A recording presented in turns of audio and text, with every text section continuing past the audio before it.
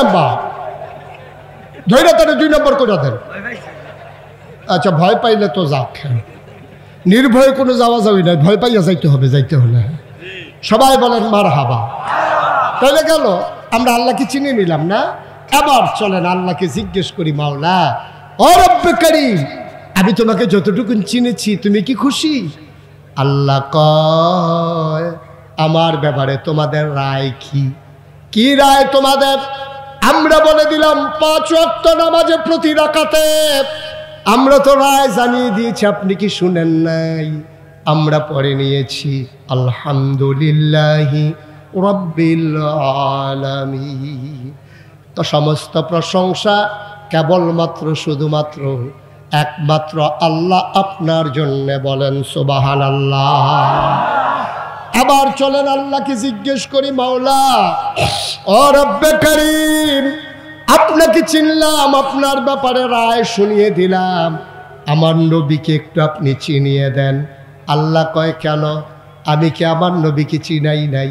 কোরআন খুলো, কোরআন পড়ো, কোরআন বুঝো। আল কোরআনের ভেতরে আমার নবীর আমি অনেক আগেই চিনিয়ে রেখেছি। আমি কোরআন খুললাম, কোরআন পড়ে পড়ে দেখি আল্লাহ কয়, নবীর ব্যাপারে কি সুন্দর রায় দিয়ে দিলেন আমার আল্লাহ। আল্লাহ সুন্দর করে ওয়াজ করে দিলেন, ওয়ামা আরসালনাকা ইল্লা রাহমাতাল লিল আলামিন। এতগুলো আলেম, এত মুখস্থ একটা আয়াত কেউ পড়লেন না। আহা, কি করতে আছেন বৈশা আল্লাহ ভালো জানে। সবাই মজা করে, দিন দুনিয়ার খেয়াল ছেড়ে দিয়ে একেবারে মজা করে, কাল অন্তর লাগাইয়া নবীর ব্যাপারে যে আয়াতটা আমি যখনই পড়ি চোখে পানি চলে আসে, এত মজার একটা আয়াত। আবার পড়েন সবাই, ওয়ামা আরসালনাকা ইল্লা রাহমাতাল লিল আলামিন। সুবহানাল্লাহ বলবেন না? আল্লাহ ডাকে ডাকে কয়, ও ফরিদপুরের মানুষ, ও ভাঙ্গার মানুষ, মন দিয়ে শুনো, যত জায়গায় আমি আল্লাহ রব, খুব খেয়াল করেন, যত জায়গায় আমি আল্লাহ রব, তত জায়গায় আমার নবীজি রহমত। আমি রব আছি অথচ আমার নবী রহমত নাই, এমন একটা জায়গাও নাই। যত জায়গায় আল্লাহ রব, তত জায়গায় আমার নবী রহমত। আমি জিজ্ঞেস করলাম, মাওলা আমার নবী কি রহমত নাকি? তো কোরআনে আরো ওয়াজ আছে। আবার আমি কোরআন উল্টে দেখি আল্লাহ কয়, ফাবিমা রাহমাতিন মিনাল্লাহ। সুবহানাল্লাহ, সুবহানাল্লাহ, সুবহানাল্লাহ, কি মজার কথা দেখেন। ফাবিমা রাহমাতিন মিনাল্লাহ, ফাবিমা রাহমাতিন মিনাল্লাহি লিনতা লাহুম ওয়ালাউ কুনতা ফাযযান গালিযাল কলব লানফাদ্দু মিন হাওলিক ফাআফু আনহুম ওয়াস্তাগফির লাহুম ওয়াশাবিরহুম ফিল আমর ফাইযা আযামতা ফাতাওয়াক্কাল আলাল্লাহ ইন্নাল্লাহা ইউহিব্বুল মুতাওয়াক্কিলিন। আল্লাহ ডাক দেয়া কয়, শোনো, ফাবিমা রাহমাতিন মিনাল্লাহ, আল্লাহর রহমতে, আল্লাহর পক্ষতে যে রহমত, এই রহমতে আমার নবীর মনটাকে আল্লাহ নরম করে বানাইছেন। নবীর মনটা কি নরম? কেন নরম? আল্লাহ কয়, আলাউ কুনতা ফাযযান গালিযাল কলব, আপনি যদি শক্ত মনের হইতেন, লানফাদ্দু মিন হাওলিক, আপনি দেখতেন আপনার চতুর্পার্শ্বে মৌমাছির মতো যারা গুনগুন করে, একটা নজর দেখার জন্য যে মানুষগুলো আপনার ঘরের দরজায় এসে দাঁড়িয়ে থাকে, যে মানুষগুলো রাতভর আপনাকে ফেলে চলে যেতে চায় না। ও নবী, আপনি কি ভুলে গেছেন? আল্লাহ যখন বলেছিলেন আপনি তৈরি থেকেন চলে যাওয়া লাগবে বোধহয় মক্কা ছেড়ে, আপনি বোধহয় মক্কায় থাকতে পারবেন না। নবীজি কথাটা জানালেন আবু বকর সিদ্দিককে, ও আবু বকর, ইশারা এসেছে যে কোনদিন হুকুম আসবে আমি নাকি মক্কা ছেড়ে চলে যাওয়া লাগবে। আবু বকর ডাক দেয়া কয়, চিন্তা করবেন না, আপনার এই উম্মত আপনার জন্য সদা প্রস্তুত। আবু বকর বাড়িতে গেলেন, 2টা উট কিনলেন, একজন ইহুদির বাড়িতে দিলেন। ইহুদি সুন্দর করে লালন পালন করলো। ঠিক ঠিক ঠিক ঠিক রাতের বেলা একদিন আল্লাহর ফেরেশতা জিবরাইল আল্লাহর নবীকে সে সালাম দিয়ে দিলেন, আসসালাতু ওয়াসসালামু আলাইকা ইয়া রাসূলুল্লাহ, আসসালাতু ওয়াসসালামু আলাইকা ইয়া হাবিবাল্লাহ, আসসালাতু ওয়াসসালামু আলাইকা ইয়া শাফিয়াল মুজনুবিন, আসসালাতু ওয়াসসালামু আলাইকা ইয়া রাহমাতান লিল আলামিন। নবী গো, তাড়াতাড়ি উঠেন, আর মক্কায় থাকা যাবে না। কত মর্মান্তিক, কত হৃদয় বিদারক। নবীর জন্ম মক্কায়, নবীর শৈশব মক্কায়, নবীর কৈশোর মক্কায়, নবীর তারুণ্য মক্কায়, নবীর যৌবন মক্কায়, নবী বিয়ে করলেন মক্কায়, নিজের বাড়ি মক্কায়, শ্বশুর বাড়ি মক্কায়, মেয়ে বিয়ে দিলেন মক্কায়, লেনদেন করলেন মক্কায়, ব্যবসা করলেন মক্কায়, মানুষকে সাহায্য করলেন মক্কায়। তিনি থাকতে পারলেন না মক্কায়। জিবরাইল এসে কই, উঠেন, তাড়াতাড়ি রওনা করেন, কাফেররা আপনাকে মেরে ফেলবে। দারুন নাদওয়ায় সিদ্ধান্ত হয়েছে। আল্লাহর নবী উঠলেন, হযরত আবু বকর সিদ্দিকের বাড়ির সামনে গিয়ে দাঁড়ালেন। আবু বকর সিদ্দিকের দরজায় আস্তে করে একটা টোকা মেরে বললেন, আবু বকর। আবু বকর সাথে সাথে দরজা খুলে দিলেন। লাব্বাইক ইয়া রাসূলুল্লাহ। নবী জড়াইয়া ধরলেন। শেষ রাত, সব ঘুমায়, পাখিগুলো ঘুমিয়ে পড়েছে আপন নিরে, গরুগুলো গোয়াল ঘরে ঘুমায়, শিশুরা মায়ের বুকে মুখ রেখে ঘুমায়, প্রিয়তম স্বামী প্রিয়তমা স্ত্রীকে নিয়ে ঘুমিয়ে পড়েছে। ও আবু বকর, একটা মাত্র ডাক দিলাম, কেমনে টের পাইলা? আবু বকর ডাক দেয়া কই, ইয়া রাসূলুল্লাহ, আপনি যে বলেছেন তৈরি থেকো, সেই দিনের পর থেকে আমি আবু বকরের পিঠ আর একটা রাতের জন্য বিছানায় লাগে না।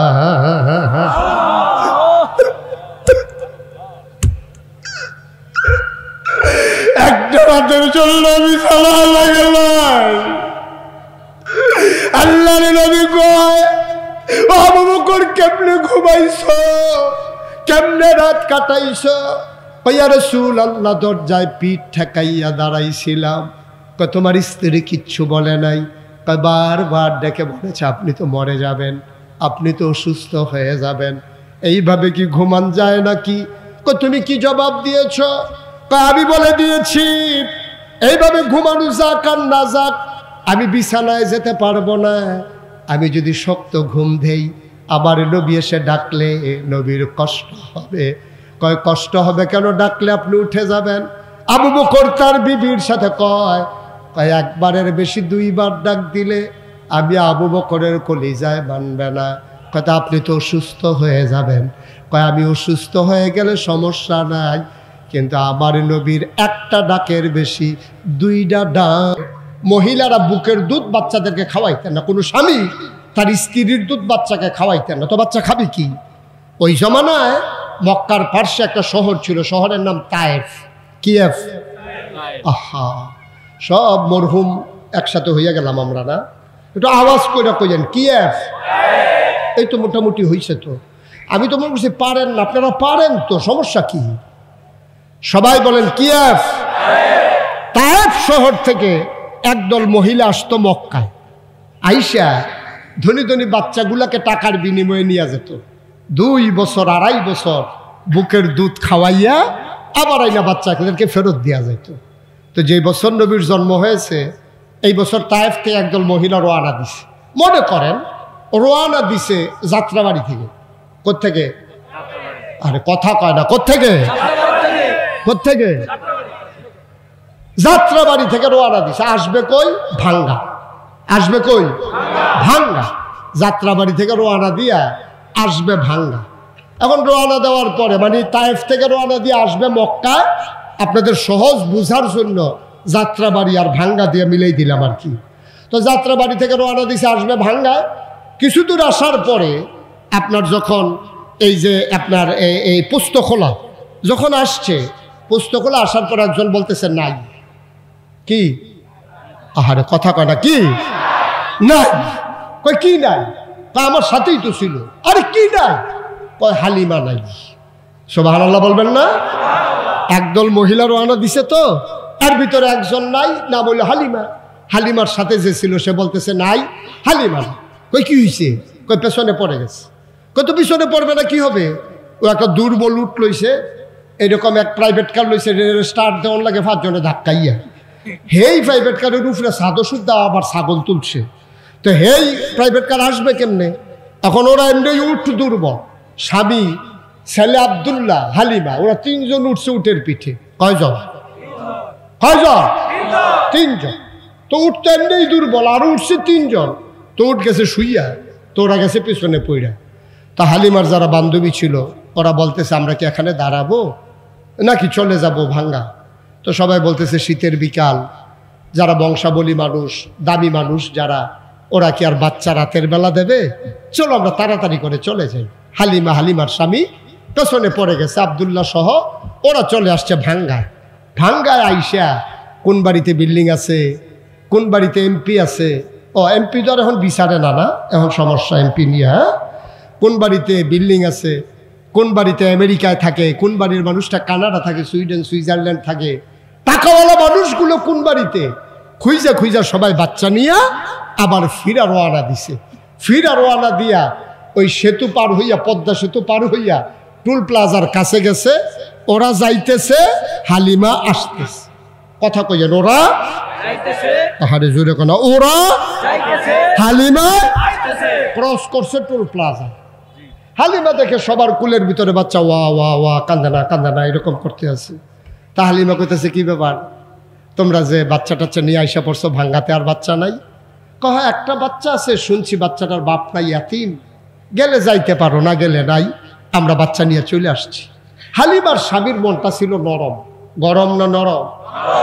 অনেক পুরুষ নরম, অনেক মহিলা গরম। এরকম বাংলাদেশে আছে নাকি নাই? জায়গা মতোই ছিল, ঠিক কিনা কও? এরকম গরম। আপনাদের এলাকায় ওয়াজ করে আমি বেশি সুবিধা পাইতেছি না। দাউদকান্দি আমি মাহফিলে গেছিলাম, তখন আমি কইলাম যে অনেক জায়গায় আছে, অনেক মহিলা আছে, খুব গরম। এক লোক লাভ দিয়া দাঁড়ায়, হুজুর আমরা ঘরেই আছি।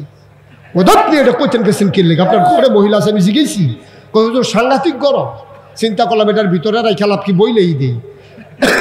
আমি কই ঘরের কথা মানুষ কয়, হুজুর আর ভিতরে রাইখা লাভ কি, বাসাম কয় বছর, তাই আমার আংড়া বানাই ফেলাইছে, আংড়া। এরকম অসভ্য মহিলা আছে নাকি নাই? হালিমার মনটা ছিল একটু শক্ত। শক্ত মানে হিসাবি। উনি খুব খারাপ মহিলা, দুর্ব্যবহার, কর্কশ ভাষী এমন না, উনি একটু হিসাবি ছিলেন। আর হালিমার স্বামীর মনটা ছিল নরম। তা হালিমার স্বামী বলতেছে দেখো বাচ্চা নাকি একটা আছে, চলো যাই দেখে আসি। হালিমা বলতেছে শুনলাম বাচ্চার বাপ নাই, এতিম মানুষ, টাকা দেবে কোত্থেকে? আমরা তো বাচ্চা আনবই 2টা টাকার জন্য, তো টাকাই যদি দিতে না পারে তাহলে বাচ্চা আনার দরকার কি, চলেন ফেরত যাই। হালিমার স্বামী কয় না, আসছি যখন দেখেই আসি, পছন্দ হইলে আর বানাইলে নাই। আবার হালিমার স্বামী, হালিমা আর ছেলের নাম, ছেলের নাম, 3 জন মিলে আসছে ভাঙ্গা। মসজিদের সামনে আইসা দেখে যে ইমাম সাহেব দাঁড়াই রইছে। গিয়া বলতেছে হুজুর আপনি কি এই এলাকায় বাড়ি? আমার বাড়ি কোন এলাকায়, আপনার দরকার নাই, 20 বছর এই এলাকায় আছি, দাওয়াত খাইতে খাইতে তামা তামা করে ফেলাইছি, সব চিনি, কোনো টেনশনের দরকার নাই। কি হয়েছে? কয় যে না শুনলাম এই এলাকায় নাকি একটা এতিম বাচ্চা আছে, নাম নাকি মুহাম্মদ সাল্লাল্লাহু, নবীর নাম শুনলে কি পড়তে হয়? 2-1 বার না বারবার, 2-1 দিন না প্রতিদিন, 2-1 সপ্তাহ না প্রতি সপ্তাহ, 2-1 মাস না 12 মাস, 2-1 বছর না সারা জীবন আমরা পড়ব সাল্লাল্লাহু আলাইহি ওয়াসাল্লাম। ইমাম সাহেব রেজি গাইছে হুজুর এখানে নাকি একটা এতিম বাচ্চা আছে, বাচ্চাটার নাম নাকি মুহাম্মদ। হ্যাঁ চিনতে পারছি, ওর আব্বার নাম আব্দুল্লাহ, আমাদের ভাই হয়। তার বাচ্চাটার এমন কপাল, সে দুনিয়ায় আসার আগেই তার আব্বা ইন্তেকাল করেছে। বাবা সন্তান দেখে নাই, সন্তানও বাবার মুখ দেখে নাই, কি হইছে? কয় শুনলাম বাচ্চাটা নাকি এখনো আছে। কয় হ, কামড়ে এসেছিলাম। কয় যান খবর নেন। হালিমার স্বামী আর বাচ্চা আব্দুল্লাহকে নিয়া হালিমা আমেনার ঘরের দরজায় দাঁড়ালেন। হালিমা ডাক দেয়া কয়, ও স্বামী আমার, আপনি একটু দয়া করে বাইরে দাঁড়ান, যেই ঘরে পুরুষ নাই আপনি এখানে ঢোকা ঠিক হবে না, আমি একটু খবর নেই। হালিমা দরজায় দাঁড়ালেন, সালাম দিলেন, আসসালামু আলাইকুম। ভেতর থেকে সালামের জবাব আসলো, ওয়ালাইকুম আসসালাম ওয়া রাহমাতুল্লাহ। কে সালাম দেয়? কয় আমার নাম হালিমা। কয় কোন হালিমা? কয় আমার নাম হালিমা তুসাদিয়া। কয় চিনলাম না। কয় তাইফ থেকে এসেছি বাচ্চা নেওয়ার জন্য। আপনি কি আমেনা না? আমেনা ডাক দেয়া কয়, হালিমা, ও হালিমা, তোমার বুঝি মায়া লাগছে গো হালিমা? সকাল থেকে কত মহিলারা বাচ্চা নিয়ে আমার ঘরের সামনে দিয়া গেল, ওটের পায়ের শব্দ শুনলাম, ওয়া ওয়া কান্না শুনলাম, কেউ আমার ছেলের খবরও নিল না, তার বাপ নাই বলে। তোমার বুঝি মায়া লাগছে? আহলান সাহলান মারহাবা, মোস্ট ওয়েলকাম, আমার ঘরে তোমারে স্বাগতম। আবার হালিমা দরজায় গিয়ে ঢুকলেন। হালিমা কয়, আমি ভেতরে গিয়া দেখি আমেনা আসন পেতে বিছানার উপরে বসে আছে, কোলের ভিতরে ছোট্ট একটা শিশু, এই রকম একটা সাদা রুমাল দিয়া বাচ্চার মুখটা এমন করে ঢাকা। আমি গিয়া বললাম, আমেনা তোমার ঘরে একটা বাচ্চা আছে? কয় হ। কয় দেখতে এসেছি, পছন্দ হইলে নেব, নাইলে নাই, দয়া করে একটু দেখতে চাই। আমেনা কয় দেখে নাও নয়ন ভরে। কয় দেখবো কেমনে? রুমাল দিয়ে ঢেকে রাখলে। মা আমেনা টান দিয়া পর্দাটা সরাই দিলেন। হালিমা কয়, আমি অবাক বিস্ময়ে তাকিয়ে রইলাম, আমি চমকে উঠলাম, আমি থমকে দাঁড়ালাম, আমি আশ্চর্যান্বিত হয়ে গেলাম, এত সুন্দর কি মানুষ হইতে পারে?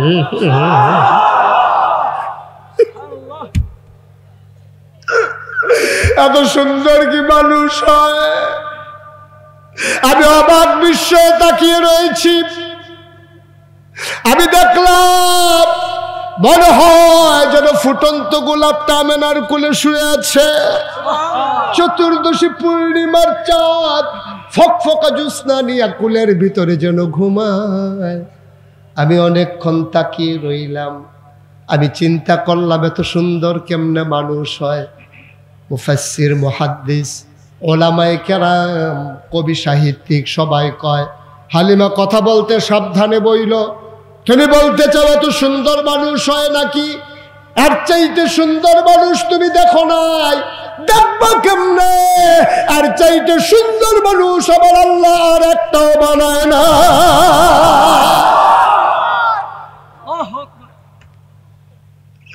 কেমনে দেখবা তুমি? আর চাইতে সুন্দর তো আল্লাহ বানায় নাই। আমার আল্লাহ যেমন করে বানানো দরকার ঠিক তেমন করে বানিয়েছেন। তিনি লম্বাও না, তিনি খাটোও না, তিনি ছিলেন মাঝারি আকৃতির, চুলগুলো ছিল তার কোঁকড়ানো। তিনি তৈল দিয়ে যখন চুলের ভিতরে আছড়াতেন, অবাক বিস্ময়ে পেছন থেকে সাহাবারা তাকিয়ে দেখতেন, চুল তো নয়, মনে হয় যেন মৃদু মন্দ ঢেউ দেখা যায়। কপালটা ছিল নবীর চওড়া, ভ্রুগুলো ছিল নবীর জোড়া ভ্রু, চোখের পাতাগুলো ছিল ফুটন্ত গোলাপের এক একটা পাপড়ির মতো।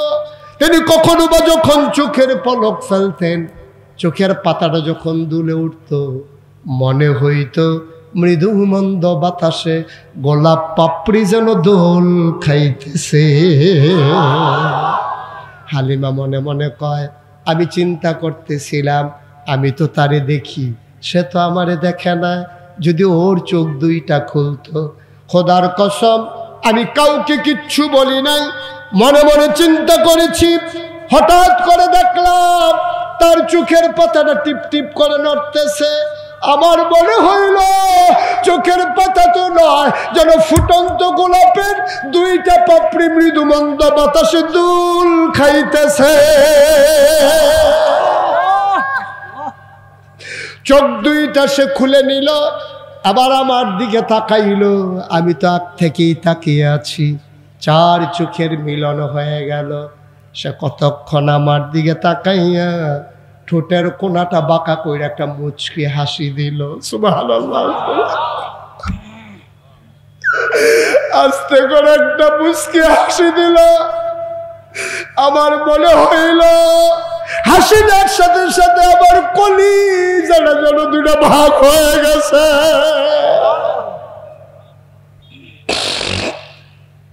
আমি দৌড় দিয়ে ঘরের বাইরে গেলাম। আমার স্বামীকে বললাম, স্বামী আমার, ও স্বামী, আপনি বাধা দেবেন না, আপনি অনুমতি দেন, এই বাচ্চাটা নিয়ে যাই। ওই হালিমার স্বামী কয়, পছন্দ হইলে নিয়ে নাও। হালিমা দৌড় দিয়ে ঘরের ভেতরে ঢুকলেন। ডাক দিয়া কয়, আমেনা, ও আমেনা, টাকা পয়সার কোনো হিসাব নাই, পারলে দিও না, পারলে নাই, দয়া করে বাচ্চারা আমার কুলে যাও। সুবহানাল্লাহ। টাকা পয়সার কোনো হিসাব নাই গো, হবে না, দাও দাও দাও, বাচ্চারা আমার কুলে দাও। এবার আমেনা চোখের পানি ছেড়ে দিয়েছেন। ডাক দিয়া কয়, হালিমা, বাচ্চা দিতে আমার আপত্তি নাই, এই বাচ্চাই তো আমার সব, আমার স্বামী নাই, বাচ্চা দিলে আমি একবারে একা হয়ে যাব, দেওয়াই তো লাগবে। তবে একটা কথা আছে গো হালিমা, এটা কিন্তু একটা আজব বাচ্চা, এটা কিন্তু সাধারণ বাচ্চা না। কয়, বুঝলাম না, কি আজব বাচ্চা? কয়, 10 মাস 10 দিন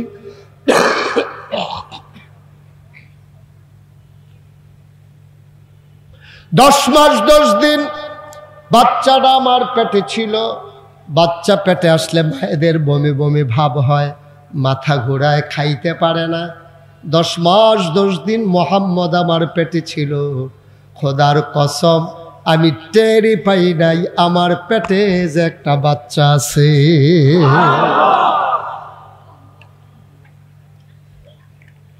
হালিমা, হালিমা, হালিমা, একটা পিঁপড়া কামড় দিলা বিটার ভাই, একটা পিঁপড়া কামড় দিলা বিটার ভাই। আমার মোহাম্মদ যখন দুনিয়াতে আসে, আমি একটা পিঁপড়ার কামড়ের মতো টের পাই না। হালিমা কয়, বলে কি? এটা তো আরো আজব বাচ্চা, কোনোদিন আজ পর্যন্ত কাঁদে নাই, দিলে খায়, না দিলে নাই, ঘুম পাড়াইলে নড়াচড়া করে না, কোনোদিন খিদা লাগলেও কান্দে না, আমি দিলে খায়, না দিলে খায় না, আওয়াজও করে না। বলেন কি? হালিমা, বাচ্চাটার নিয়ম মতো খাওয়াইও, সে কিন্তু কোনোদিন কাঁদবে না, খাবার চাইবে না। হালিমা কয়, এই বাচ্চা আমার কাছে আমানত। এবার আমেনা ডাক দেয়া কয়, আর একটা কথা শোনো, এই বাচ্চাটা যখন দুনিয়াতে এসেছে, চাঁদের টুকরা বাচ্চা, কোনোদিন তারে আমি একটা কাগজের খেলনাও কিনা দিতে পারি নাই, তার আব্বা নাই, আমি মহিলা মানুষ, কোনদিন একটা খেলনা আমি কিনা দিতে পারি নাই গো হালিমা। আমার মনে বড় দুঃখ। আসবি তো আসবি, বাপ থাকলেই তো আসতে পারতি, বাবাও দুনিয়াতে নাই, ছেলেটা দুনিয়াতে আসলো না, তার বাবা ছেলে দেখলো না, ছেলে তার বাবাকে দেখলো, একটা খেলনাও কিনলা দিতে পারি নাই আমি। আমি মা, আমি মা, আমি মা, একটা খেলনাও কিনে দিতে পারলাম না, এরা বড় দুঃখ। আমি কারো কাছে কোনো অভিযোগ দেই নাই, সব বাচ্চারা তিল তিল করে বড় হয়। ও হালিমা, আমি গেছি গোসল করার জন্য হাম্মামে, ওয়াশরুমে গোসল করার জন্য গেছি, ওরে ঘুম পাড়িয়ে গিয়েছি যেন ও কষ্ট না পায়। খোদার কসম, আমি গায়ে পানি ঢেলে দিয়েছি। হঠাৎ করে কান পেতে শুনলাম ঘরের ভেতরে কি যেন নড়ে, আমি ভয় পেয়ে গেলাম। আমার মোহাম্মদ তো নড়াচড়া করে না, কে নড়ে? জানালা খুলে উকি মেরে তাকাইয়া দেখি আমার মোহাম্মদ হাত পা গুলা নাড়তেছে, খিলখিল করে হাসতেছে, আর হাত দিয়ে আকাশের দিকে কি যেন ধরতে চায়। আমি উপরের দিকে তাকায়া দেখি আমি যে মুহাম্মদের খেলনা দিতে পারি নাই, আমার আল্লাহ তার খেলনার বাকি রাখে নাই। আকাশের চাঁদ আর আকাশের তারাগুলা খেলনা বানাইয়া আমার মুহাম্মদের হাতের নাগালে পাঠাই দিছে।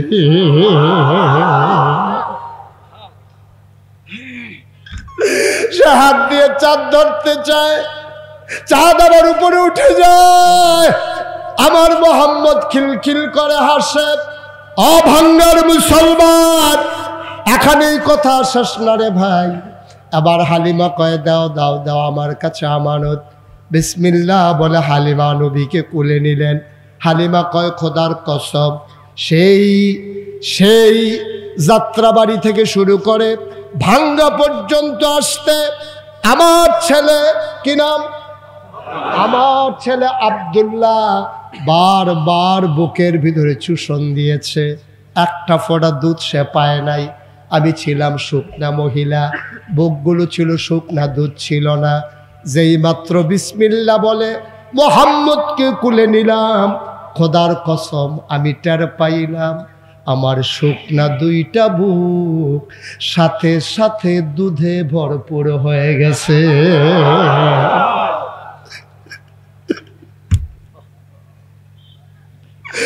আমরা নবী চিল্লাই, নবীর মর্যাদা বুঝি নাই। আমি তাড়াতাড়ি ঘরের বাইরে গেলাম। আমি বললাম স্বামী, 1 সেকেন্ড দেরি করা যাবে না, চলেন তাড়াতাড়ি উঠ ছেড়ে দেই। আগে উঠের পিছে ছিলাম আমরা 3 জন, এখন হয়ে গেছে 4 জন। এবার হালিমার স্বামী আব্দুল্লাহ আর মুহাম্মদ 4 জন মিলে যখন উঠলাম, খোদার কসম এখন আর উঠ হাঁটে না। আমি চিন্তায় পড়ে গেলাম, উঠ এমন করে কেন? আমি শক্ত করে ধরে বসলাম, ওট আর এখন হাঁটে না, উঠ এখন ঘোড়ার মতো দৌড়া। আমরা যমুনা ওই ব্রিজের ওই পারে দেখা হয়েছিল বান্ধবীদের সাথে, কথা মনে আছে নাকি? ওরা এখনো মেন রোডে উঠতে পারে নাই, এক্সপ্রেসওয়েতে উঠতে পারে নাই। পেছন দিক দিয়ে ঠক ঠক শব্দ শোনা যায়। সবাই চমকে উঠলেন, পেছনে ফিরে তাকাইয়া দেখে হালিমার উট তাদেরকে ক্রস করে সামনে আগাই যাইতেছে। সবাই কয় থামো থামো থামো, হালিমা থামো, হালিমা থামো। ও বান্ধবী, ও সই, তুই কি ভাঙ্গা গিয়ে উঠ বদলাইছস নাকি? কয় উঠ দেবে কে? আমার উঠ তো আগেরটাই। কয় মিথ্যা বলবি না, এই উঠ আগের উঠ না, যে উঠ পুস্ত খোলার আগে যাত্রাবাড়িতে পেছনে পড়ে যায়, এই উঠ আমাদেরকে কেমন করে ভাঙ্গা থেকে এসে আবার পেছনে ফালাই দেয়। মিথ্যা কথা বলবি না, নিশ্চয়ই তুই উঠ বদলাইছস। কয় না না, উঠ আগেরটাই, উঠ আমি বদলাই নাই। কয় তাইলে উঠ এমনি দৌড়ায় কেন? আমি কেমনে বলবো কেন দৌড়ায়? কয় কে বলবে? আমার স্বামীও জানে না, আমিও জানি না। কয় জানে কে? কয় আমার ছেলে আব্দুল্লাহ জানে না। কয় জানে কে? আবার হালিমা কান্দে আর কয় মনে হয় উঠ কেন দৌড়ায়, জানে মক্কার শিশু মুহাম্মদ। অভাঙ্গার মুসলমান, 33 বছর মুশতাক ফয়েজি বাংলাদেশে বাংলার বাইরে ওয়াজ করে। কোনোদিন তোমাদের কাছে আর আশা হয় নাই। আমার জীবনে প্রথম মাহফিলে কদম দিলে মাহফিলের ওজন বুঝি।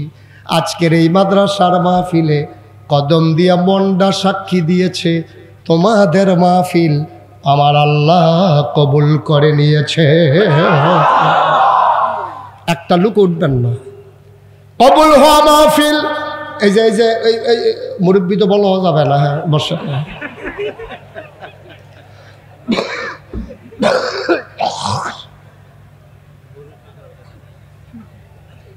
একটু বসেন, শেষ করে দিচ্ছি। হ্যাঁ, বাসের সাথে হেলান দিয়েই বসেন, তাও বসেন। উনি তো পজিশন নিয়ে নিচ্ছে, ওনারা তো বোধহয় বসানো যাবে না বোধহয়, মনে হয়।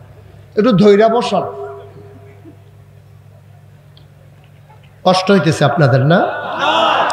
33 বছর মুশতাক ফয়েজি মাহফিল করি, মাহফিলে কদম দিলে মাহফিলের ওজন বুঝি। আমার মন সাক্ষী দিয়েছে পরিবর্তিত বাংলাদেশে, নতুন করে স্বাধীন বাংলাদেশে প্রতিটি চেহারায় যেন ঝিলিক জ্বলতে আছে, ঠিক কিনা? প্রতিটি চেহারা যেন আনন্দে উদ্ভাসিত, প্রতিটি হৃদয়ে যেন আজকে আনন্দের হিল্লোল। আমার বোন সাক্ষী দিয়েছে আজকের মাহফিল আমার আল্লাহ কবুল করে নিয়েছে। একটা লোক উঠবা না, চলে যাবা না, সবাই মিলে আজকে মায়ের জন্য বাবার জন্য দোয়া করব। তুমি মাহফিলের ওজন বুঝো নাই, মাহফিলের ওজন বুঝছে তোমার আব্বার আম্মা যারা কবরে। তুমি মনে করেছো প্যান্ডেল বাইক আর হুজুর এসেছে এটাই মাহফিল। না না না, এটার নাম মাহফিল না। আমি কিতাবে পেয়েছি কোথাও যখন মাহফিল হয় ওই এলাকায় যারা কবরে ঘুমায় রুহানি হালাতে মাহফিলের চতুর্পাশ দিয়ে আব্বা আম্মা এসে দাঁড়িয়ে যায়। তুমিও দেখো না, আমিও দেখি না, ফেরেশতারা দেখে। ফেরেশতারা কয় কি গো তুমি কবর ছেড়ে কেন চলে এসেছো? তোমার মা কান্দে আর কয় কুমিল্লা নাগাইশের পীর সাহেব এসেছে, আমার ছেলেও মাহফিলে গেছে, কবরে দাও দাও আগুন। আমি দোয়া নেওয়ার জন্য আসছি, আমি দোয়া নিয়ে গিয়া দেখতে চাই আমার কবর জান্নাত হইছে নি। আমি জানি না কার আম্মা নাই, আমি জানি না কার আব্বা নাই, আমার আব্বা দুনিয়াতে নাই। মাঝে মাঝে আব্বার কথা যখন মনে পড়ে, খুব বেশি যখন মনে পড়ে, আব্বার কবরের কিনারে গিয়া মাঝরাতে বসে যাই, গুনগুন করে আব্বার সাথে কথা কই। আব্বা, ও আব্বা, আব্বা আমারে চিনছেন নাকি আব্বা? আমি মুশতাক ফয়েজি, 11 বছর বয়স রেখে যারা ইন্তেকাল করছিলেন, আজকে আপনার মুশতাক ফয়েজি অনেক বড় হয়েছে। বাংলার মানুষ মুশতাক ফয়েজিরে বড় মায়া করে। বাবা, বাবা আমার জানতে মন চায় আপনি কবরে কেমনে ঘুমান আব্বা? 3 টুকরা কাপড় দিয়া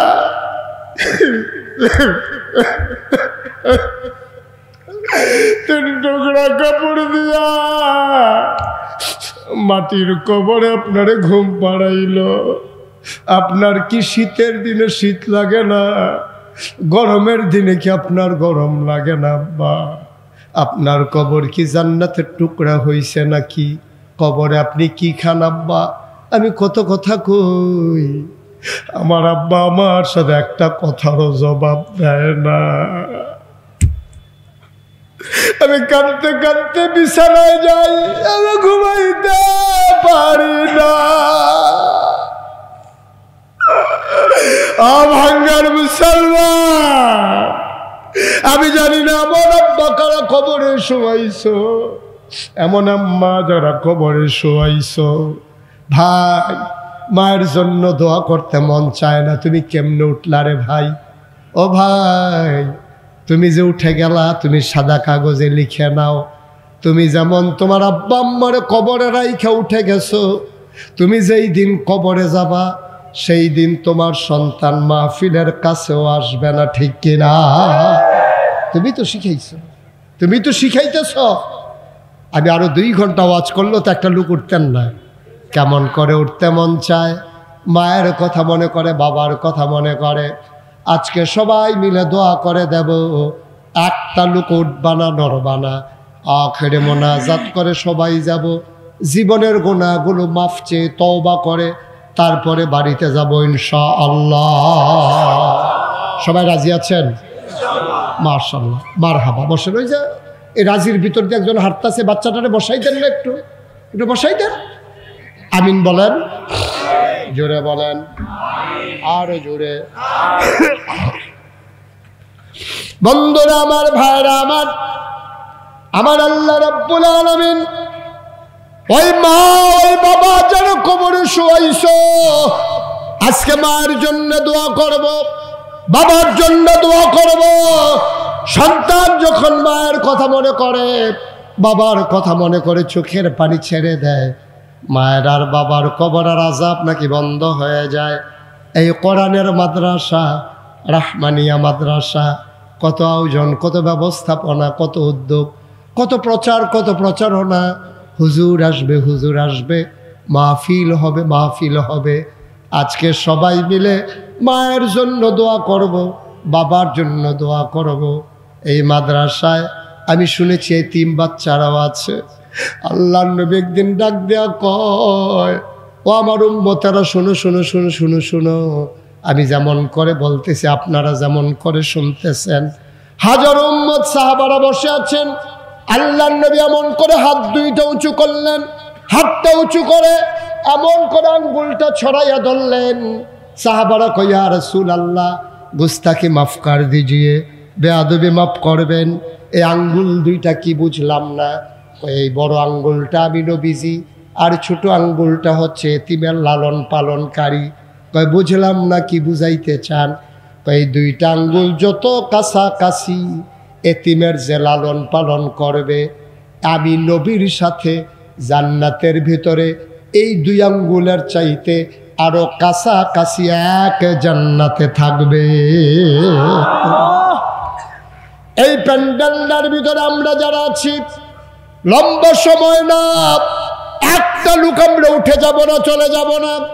সবাই মিলে এই প্যান্ডেলের ভিতরে আর বাইরে বসা আর দাঁড়ানো আমরা যারা আছি, যদি 2টা টাকা আমি দেই, আমি গরিব হয়ে যাব না, মরে যাব না, মনেও থাকবে না। এই প্যান্ডেলটা আমার একটা আবদার আছে, বিশাল মাদ্রাসা, বিশাল আয়োজন, একটা লোকও খালি যাওয়া যাবে না। এখনই আমরা দোয়া করে দেব, তার আগে সবাই মিলে মাদ্রাসার জন্য শরীক হয়ে আব্বা আম্মার নাজাতের ব্যবস্থা করে দেব। সবাই পড়ো আমিন। পারবো না আমরা সবাই ইনশাআল্লাহ? আপনি পারেন না, মাত্র 2টা টাকা দেন, তারপরও আপনি খালি যাওয়ার দরকার নেই। প্রাণ ভরে দোয়া করব, মন উজাড় করে দোয়া করব ইনশাআল্লাহ। আমার ছেলেরা আসতেছে, কর্তৃপক্ষ যারা ভলান্টিয়ার আছে ওরা আসতেছে। আপনার বিসমিল্লাহ বলে পকেটে হাত দেন, বিসমিল্লাহ বলে 100, 200, 500, 1000, 2000, 5000, 10-20 টাকা। একটা লোকও খালি যাওয়া যাবে না।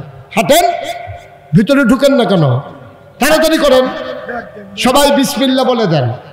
একজন লোকের সামনে থেকে যেন খালি যাওয়া না লাগে। ভাই, এই যে ভাই, আপনি টাকা দেওয়া লাগবে না, বসেন। টাকা লাগবে না, আপনি বসেন। একে বদ অভ্যাস। আমি জোর করছি কার উপরে? পারলে দেবেন, না পারলেন আপনি উঠলেন কেন? হ্যাঁ, মাদ্রাসা টাকা উঠতে আছে, ওনার আর সহ্য হইতেছে না।